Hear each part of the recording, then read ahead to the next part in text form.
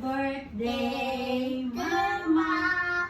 Happy birthday to you. Happy birthday, dear Mama.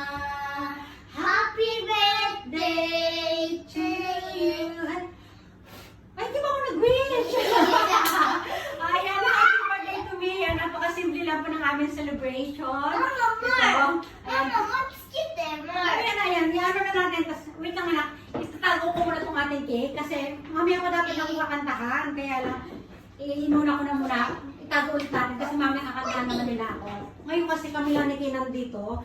Busy pa yung asawa ko. Si mami wala pa rin. So, tatago muna natin yung cake para... Ano ba yung ito ko? Ito lang ginawa namin ni Kin, no? Oh, ayan, oh. Ayan ang aking birthday outfit. Anak,